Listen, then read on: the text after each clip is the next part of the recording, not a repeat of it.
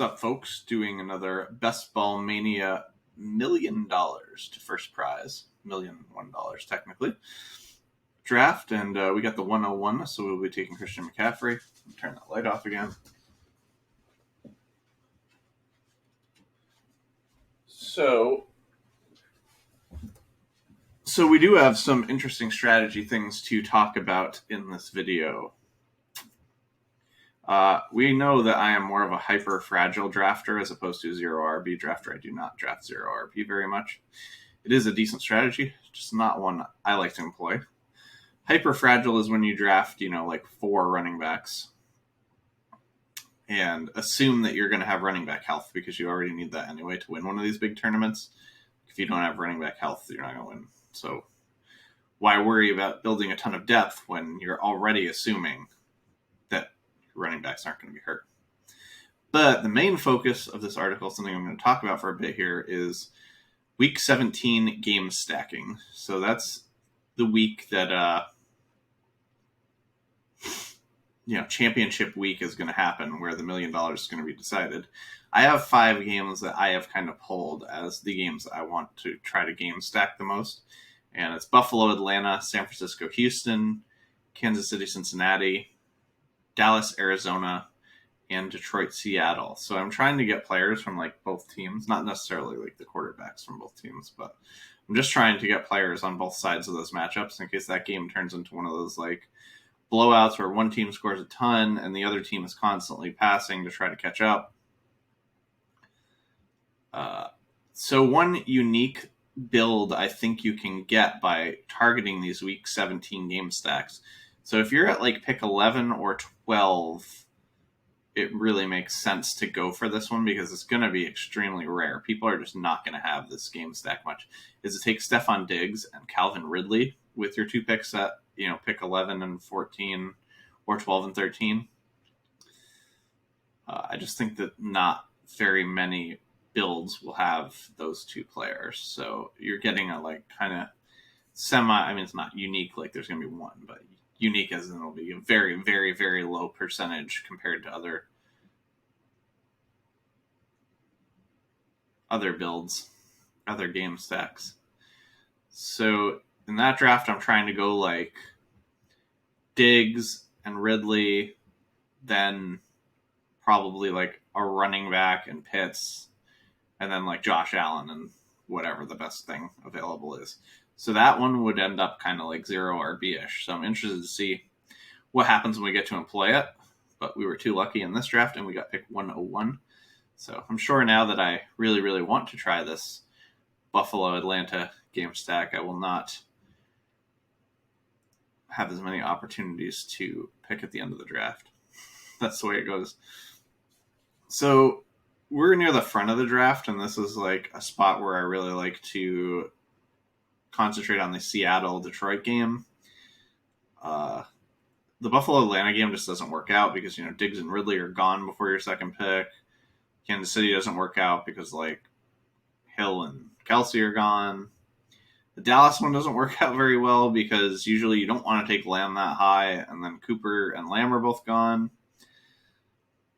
So we're going to either be looking at trying to do something with the San Francisco-Houston game or the Detroit-Seattle game when we're in the top half of the draft here. So best case scenario for us would be a DK Metcalf makes it to us, or George Kittle. We want one of those 2 players if we can get one of those 2 players. DK Metcalf did not make it to us. So that shuts down the Seattle super stack, but we can still be open to a Seattle stack period.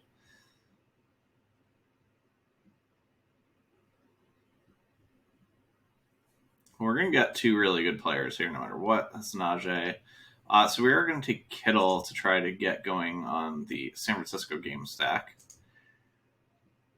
And then between Justin Jefferson and A.J. Brown, I'm going to take Justin Jefferson just because I have less Justin Jefferson than I do A.J. Brown. So we're starting off with McCaffrey, Justin Jefferson, and George Kittle. So from the Houston end of it, it's nice because the guys I'm looking to bring back are right near the end of the draft. Brandon Cooks, just like at his ADP, I don't really love. I'd prefer to just bring it back with guys like Nico Collins and Cobb, who I think will end up than the other two starting wide receivers on Houston. Obviously, that's projecting a bunch, but I mean, Nico Collins is a guy I'm like really high on around 18, 17 anyway. So I think like if the opportunity lines up, the talent is there. That's kind of like what you don't really know what the opportunities are going to be for too many of the guys in that 17 to 18 range. So, in previous years when I've drafted like a DJ Chark that I was super high on 2 years ago, it was like, well, I think the talent's there, or don't really know if the opportunity is going to show up. But if it does, it'll be worth it, as opposed to like a Chris Conley, where if he was the one who would have kind of got the job over Chark, he didn't really like care because he was not that good of a player, or doesn't have that good physical skills either. So we'll be looking to bring it back with like Nico Collins and maybe Randall Cobb or something like that. In round 18, obviously, I'm not taking Randall Cobb anywhere before round 18. If he's there for the very last pick of the draft, we will consider it to help build that game stack versus the San Francisco-Houston one. So we got Kittle. Ayuk is going to be a little difficult to get. Definitely going to want to get Trey Lance, but he's, he can go pretty high above his ADP, so you can't just lock into like, oh, I'm only doing these things, and then when you get fucked, you're just kind of like deer in the headlights. You got to be ready for all of your plans to go out the window, Like if George Kittle had went before our pick, I mean, we still might have been looking to game stack, like Russell Wilson, Tyler Lockett, and some Lions, or some other 49ers and Lance, but it wouldn't have been ideal, right? Like, ideal stacks for San Francisco start with Kittle. Ideal stacks for Seattle start with DK Metcalf. But just try not to get too mad when you get sniped or when one of your plans goes to crap, because some amount of variation and less stacking is also going to like help you in a tournament of this magnitude.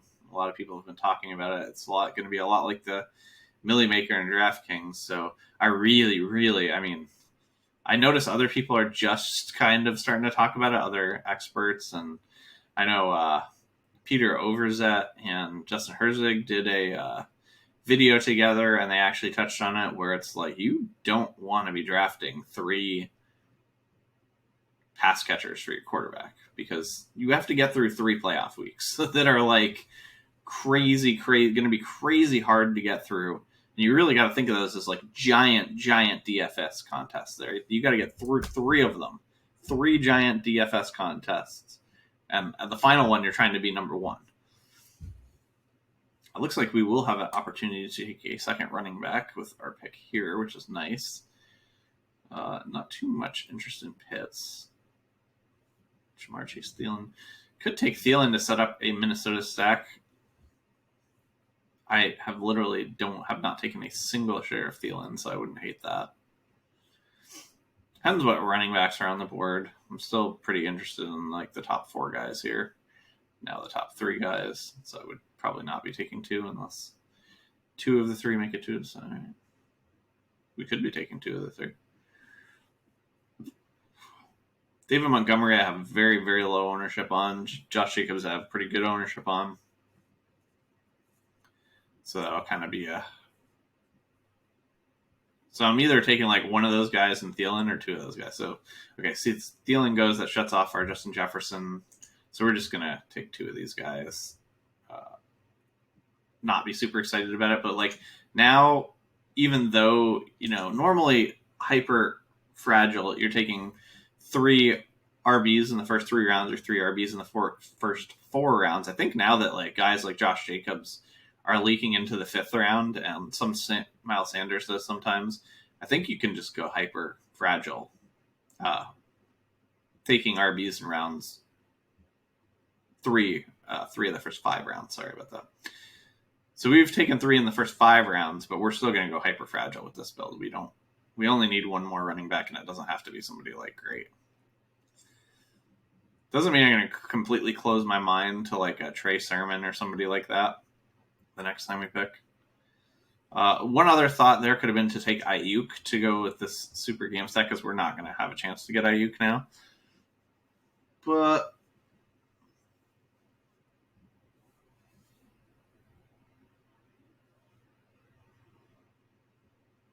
I think I would have been pulling him too far above ADP, and I already know I'm going to have to pull Trey Lance above ADP, so I think I'll kind of try and shoot for Debo instead.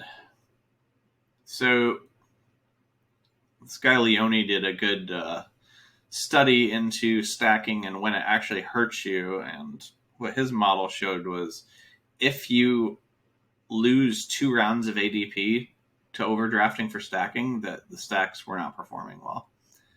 And that makes sense to me. So say we took Ayuk a full round early here, and then we grabbed Lance a full round early at his ADP.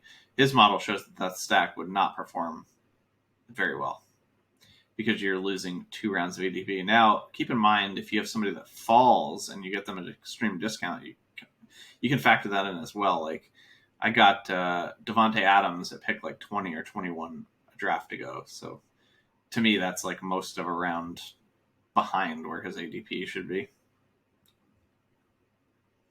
So then you could afford, to pay a little more for the other guys. I didn't really have to because Rodgers and Tanyan went about where they should go. Those are my top, that's my top Green Bay stack is those 3. And then I don't mind like Lazard later, but like I said, I'm being pretty careful to not draft 3 pass catchers for a quarterback because I don't think that these super stacks are going to hold up with the amount of teams that are in this tournament is just way bigger than any other tournament. And then you've got a series of basically, week 15, 16, 17 are like kind of giant DFF contests. Week 17 is an actual giant DFF contest. You can get through 15 and 16, just by finishing top 2 in your pod, I believe.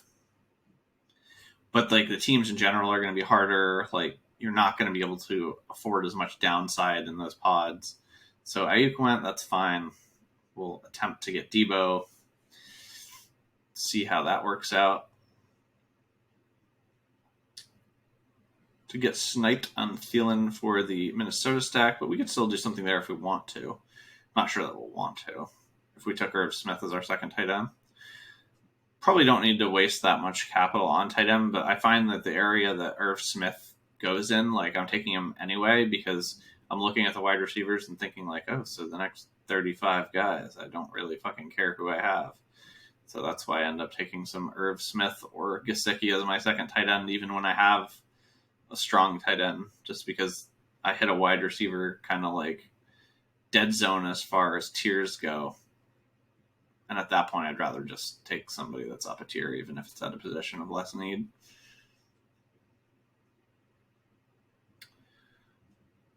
Trey Sermon's pretty much like the only running back we're really going to be looking at. We would definitely prefer to take 2 wide receivers with these picks, but do have to be open to like if someone like Sermon were to fall to us here. So we would be getting him a bit below ADP.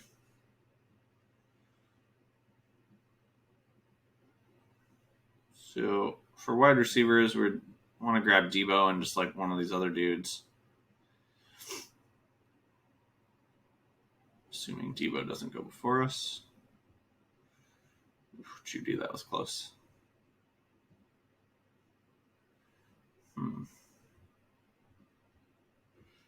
Well, I feel like we're going to take 2 of Sermon, Devonta Smith, and Debo. Just don't really want to take a quarterback outright. So we could take Sermon and Debo and really crush that game stack. We could take, because I do like the San Francisco side as the side where you would include a running back, and definitely not the Houston side. So let's do that. So we're all done at running back now, and grab Debo. I think if better wide receivers would have fallen to us there, could have done something different. But my favorite wide receiver left on the board was Juju, and I've had a ton of Juju. Like I said, we're really going to try to do something with this game stack in the Houston game, so we're going to try our best to get Trey Lance somewhere around ADP. I don't know how hard that'll be, but we'll find out.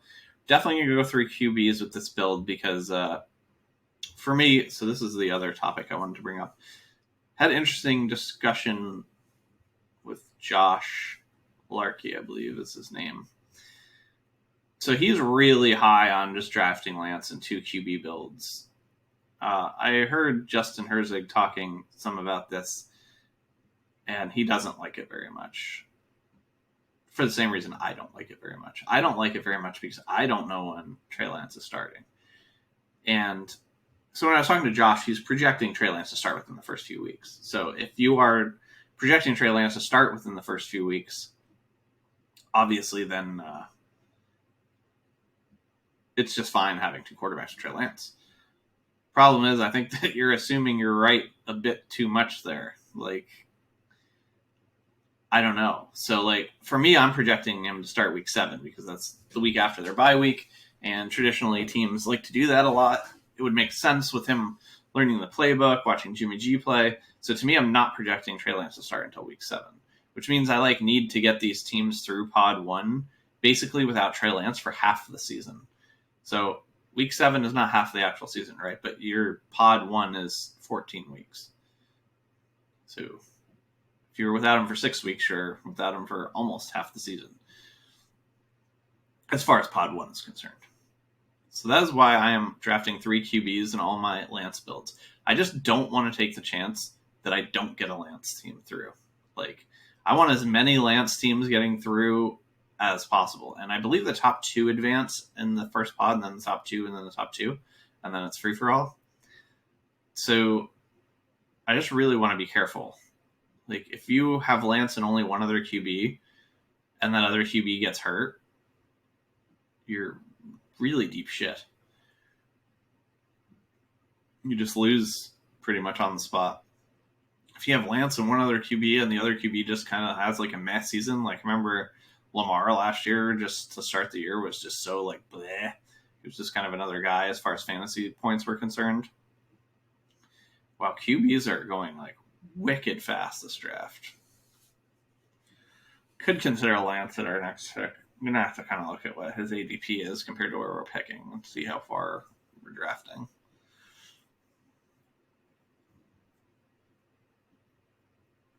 We are only 6 picks away.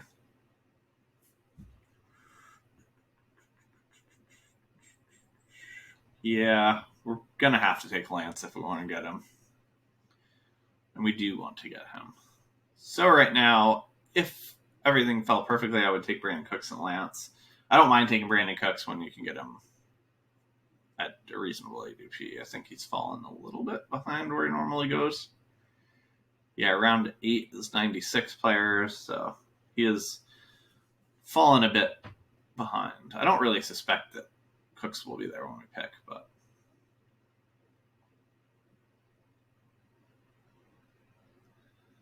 somebody could hop up and slap us away from our stack of Lance. So we got to just be mindful that that is a possibility that could happen, at which point we don't really have any stacking going on other than maybe Kirk Cousins with Jefferson and Irv Smith or something like that.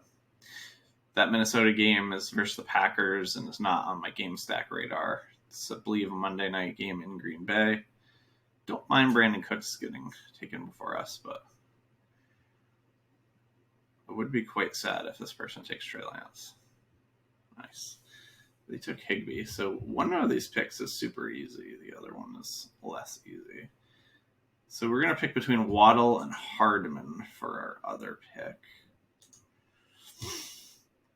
Do I have any like real big care on which one it is?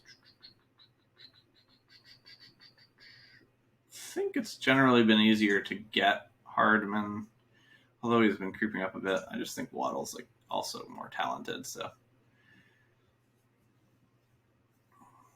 we have our San Francisco side of this game all locked up. We've got Lance, we've got Sermon, we've got Debo, we've got Kittle. We didn't get Ayuk, but I really don't think it makes sense to get Ayuk when you're picking, unfortunately, from slot 1. He's better if you're in the middle and you grab Kittle, and then you can get Ayuk a little bit later in round 5, or you get lucky and he falls to you in round 6. I think that's how you want to build your San Francisco stacks with Ayuk. It's just really hard when you're picking 5-1 to be taking Ayuk. It's just too high above his ADP for me. When there are perceived, I still think Jacobs is basically a workhorse running back. I know that Drake's going to take a bunch of touches, but so did Booker / Richard, and Vegas gives a ton of touches to running backs. Do I like Jacobs as much this year as I did last year? No. But you also don't have to take him in round 2 now. Take him in round 5. So do I like him better in that respect? Kind of, yeah. I'd rather have him in round 5 this year than round 2 last year. So I don't think that much has changed for him. I do think it's changed a bit, just not that much. So yeah, we're definitely going to look to go 3 quarterbacks in this draft, because 1, we're going with Lance, right? 2, we're going to go hyper fragile at running back, because we took 4 in the first 6 rounds, so we just don't need to fuck with that anymore. We could have taken someone else other than Sermon, but I wanted to hammer down this Houston game stack, and at the pick, it just seemed like he was there was only a couple people on the board I was too interested in. I would have been taking Juju if I wasn't taking Sermon. I think I'd rather have Sermon and Waddle than Juju and whatever running back I would have ended up with in Waddle's spot. Or if I was taking one later, I'd rather have Sermon and whatever later guy, especially considering we're going for this Houston-San Francisco game stack for week 17. So we're going to try to go round 17, Nico Collins, round 18, Randall Cobb. That may not be available for us, but so we basically need to leave those 2 picks as wide receiver picks. So if we get sniped on those guys, it's fine. We'll just take someone else. But we do want to keep in mind that we want round 17 and 18 to be wide receiver picks. So we could probably take our third QB round 16, the 15-16 turn. Although QBs in this draft have went just way sooner than I'm used to them going.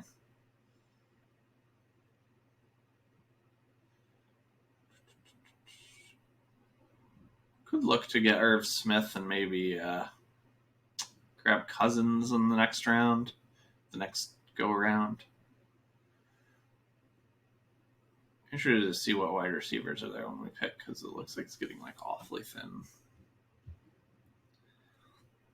Rondell's a guy I haven't taken much of lately. Aguilar.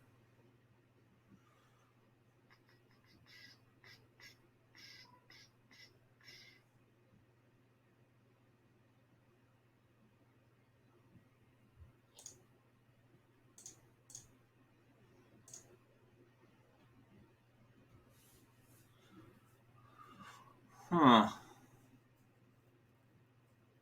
Ooh, Bateman. For sure going to take Aguilar here. I just think he's the best available. Then we can decide if we want to take Irv Smith or Rondale. Let's take our Aguilar. Then we'll kind of decide. Take Irv Smith. We leave ourselves open to a hardier stack for, I'm going to take Gesicki. I just like him better than Irv Smith. And I also have Waddle, so now I'm kind of more open to Tua or Cousins.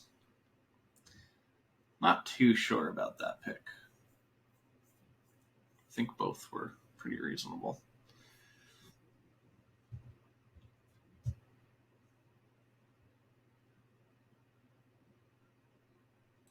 I think taking a wide receiver would have been just fine there, and just taking our other tight end like later would have been perfectly reasonable. I just don't really like. I'm not in lust with Gabe Davis and Rondell Moore like some people are. We don't need those open. I feel like the wide receivers the next round will be pretty similar, and then I would be looking at tight end. For me, after Gesicki, it's a teardrop. I do not have Irv Smith in the same tier as him. Although I'm not sure that I shouldn't.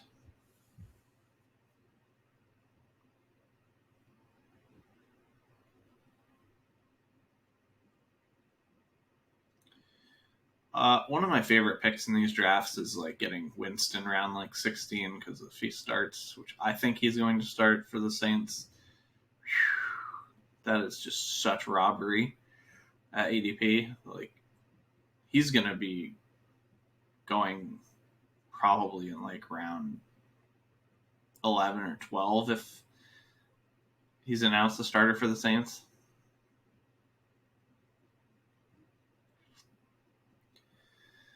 $12 picks away.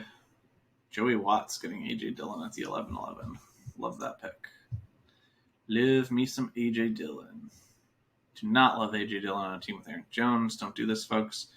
Oof, this is kind of a disaster. He's got 3 by week 13 running backs. At most, I ever go 2. And then I also never do same team cuffs. Because, they both stay healthy. Then they're both a lot less good than what you would like them to be down the stretch when you need them to be good. Tony Pollard, really good pick there. So yeah, just to recap the game stacks that I'm also looking at for week 17. Buffalo, Atlanta, with keeping an eye out when you're pick 11 or 12 to getting Diggs plus Ridley. I think you can start a very unique game stack there. You can also get Pitts in round 4 when you're in that area. San Francisco, Houston, which is what we're concentrating on in this one. Kansas City, Cincinnati. I'm really only looking for those when I'm able to get, Kelsey Mahomes or Tyreek Mahomes. I guess if you get Kelsey or Tyreek, you can go to the Cincinnati side of that, which is fine. Dallas versus Arizona. I'm interested in both sides of that. A little bit more interested in Arizona's side, but Hopkins you have to get in round 2, and it stinks that now you just can't get the 2 Dallas guys. Like at the very, very first start of this, you could sometimes, if you were pick 11 or 12, get the 2 Dallas wide receivers because Lamb wasn't going as high and Cooper would just slip in some drafts. But that is like now completely dead. You're just never, ever getting that stack. 'Tis impossible. So definitely love our running back group. Our wide receiver group is like fine. It's nothing great. Tight ends are fantastic. QBs, we will be looking at what we have to do to fill in there soon. We are very, very open for a Tua stack with Waddle and Gesicki. So we could take Tua or Cousins with one of these picks. Wide receivers, there's not like a ton of guys that I like. Probably going to just take Christian Kirk here and decide on. Well, I think since we took Gesicki, that pushes us to take Tua instead of Cousins.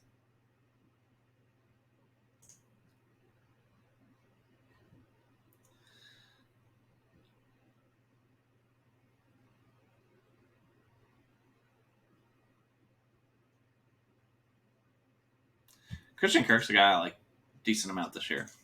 I actually like despised Christian Kirk the last few years because like the hype was so insane on him, and I was just like, he's just kind of a dude. There's nothing super special about him. Oh, the guy who took Thielen to Cousins, that makes sense. The pick after us. He probably saw that we were. I wonder if he took Irv Smith. No, he didn't. Oh, I would have liked to see his Gabriel Davis pick be Irv Smith, and then he'd have. Oh, he's got Dalvin Cook though too. So, ooh, he does have 2 by week 7 quarterbacks. Don't like that. It's got Josh Allen and feeling. I do not draft 2 quarterbacks the same bye week. I just don't want to have my whole season short circuited by one injury to like whoever your third quarterback is. With these pods, only being 14 weeks, if you just lose a quarterback week, it's pretty big. Like 20 points is rarely going to be the separator, but also first, second, and third are rarely going to be super, super far apart either.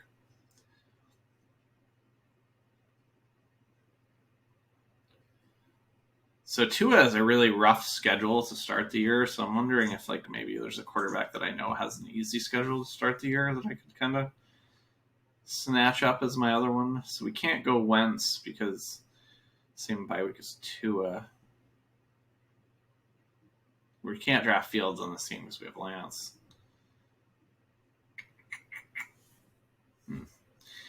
Might be looking at like a Winston, Derek Carr as our third quarterback. Can't take Winston because he's the same bye week as Trey Lance, although that matters a little bit less. So, looks like I'll be leaning towards maybe Daniel Jones or Derek Carr when he gets back to me. I like Fitzpatrick a decent amount too.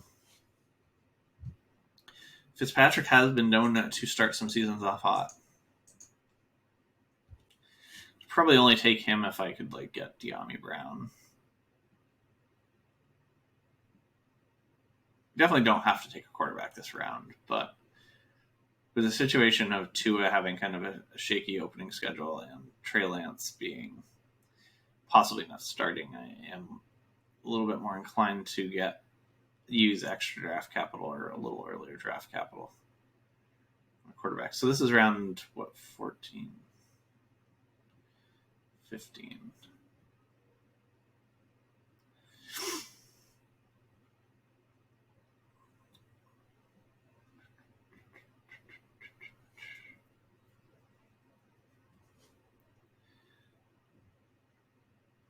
We have no stack pieces for Baker, so we're not really too interested in that.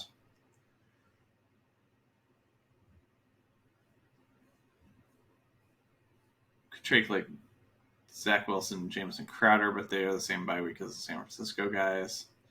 So don't really want to do that.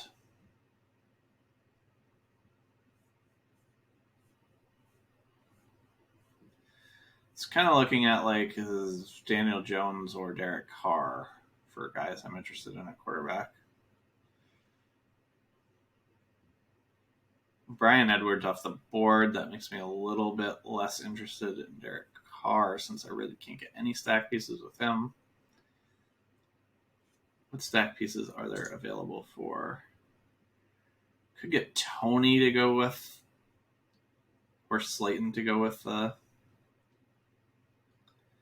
Daniel Jones. I have a lot more Tony than I do Darius Slayton. So I might be inclined. So I'm going to do that. I'm going to take Daniel Jones and then one of those two guys. Considering how much more Tony I own than Slayton, I'm going to take Slayton.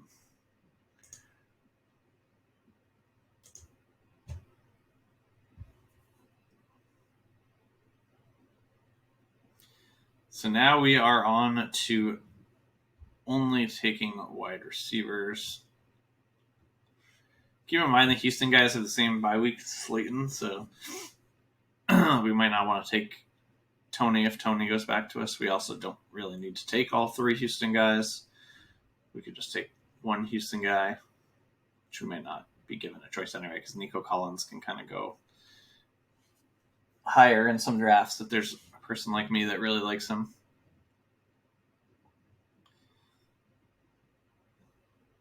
Daniel Jones' start of the season isn't particularly great either, but at least you get a few pulls at it with Tua and him, and at least Tua and Daniel Jones both can run touchdowns in, which is huge as far as just having a boom week.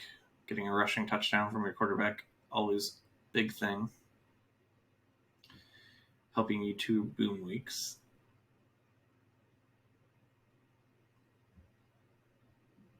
So this is going to be our 16 and 17 pick, and we'll try to leave 18 open for Randall Cobb, but we'll see kind of what happens here.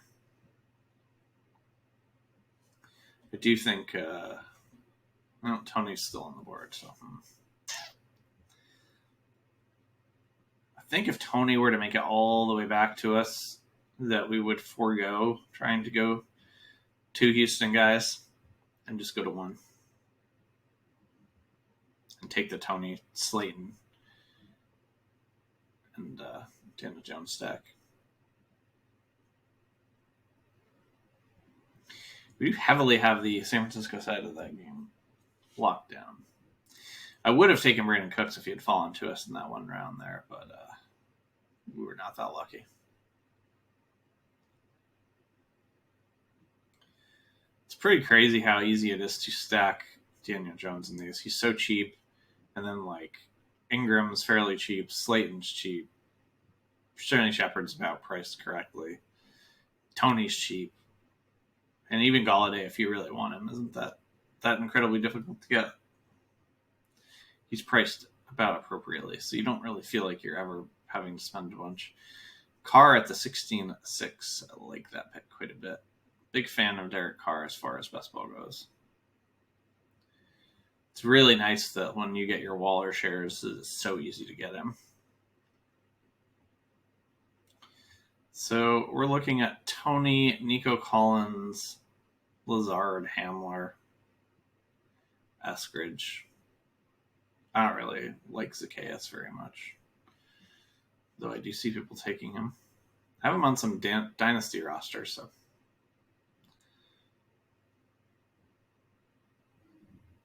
Ooh, snaked on Tony.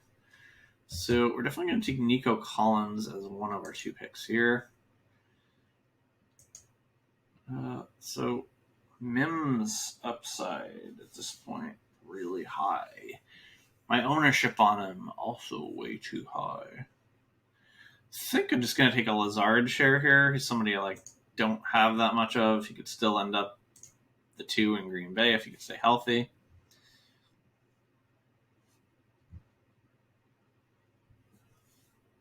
I don't necessarily think Amari Rodgers is going to push him out. That's only my 2nd Lazard share, so normally I'm just slamming KJ Hamler in that spot. I have just tons and tons of Mims, tons of KJ Hamler. I've got more Amari Rodgers than I have Lazard. I have more Eskridge than I have Lazard. So that's what kind of led me to pick Lazard this time. He's just like a guy I don't hate that in that range. So it is looking like if we take Cobb, we'll end up with 3 week 10 bye-week wide receivers. I don't think that's too much when we're going so heavy on them in this draft. So, we're going to end up with 9 wide receivers. So I think it's all right. I probably would not take 3 the same bye week if we're going at 8. Really good values on Hamler and Mims there. I mean, I realize that Mims is still kind of buried on the depth chart, but like I said last video, remember in preseason last year, the Vikings talking about how Justin Jefferson wasn't doing what they wanted, and they were giving his starting spot to old BC Johnson.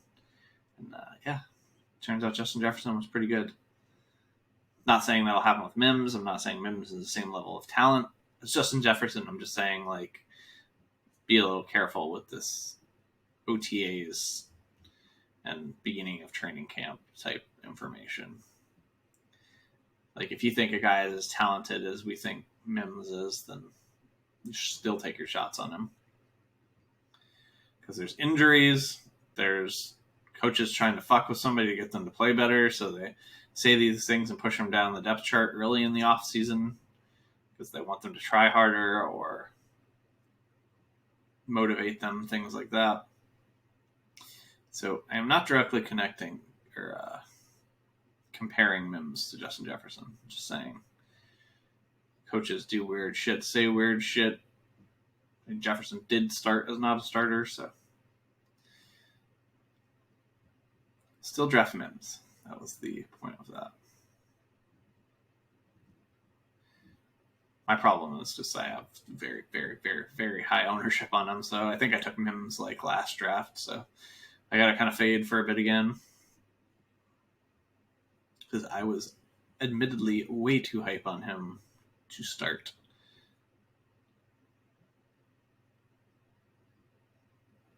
So we're kind of like just waiting to see if someone takes Randall Cobb before us here.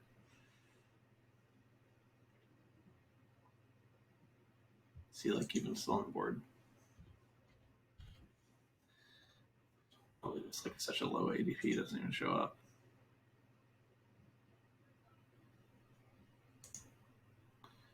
Ooh, roster status uncertain. Interesting. That's a piece of information I did not know. That may change my mind a slight bit. And this range is just such poo anyway. I do think he'd wind up on a team regardless, but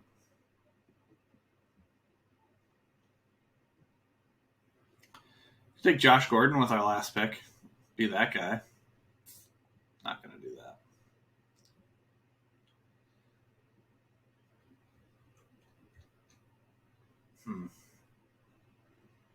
All right. I mean, I just don't really like any of these people anyway, so we're just going to stick to the plan, and if roster status uncertain happens, then it happens to us.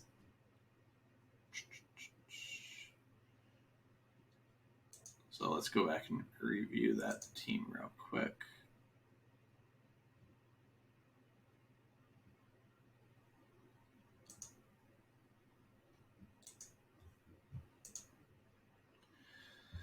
So far we've got 24 entries.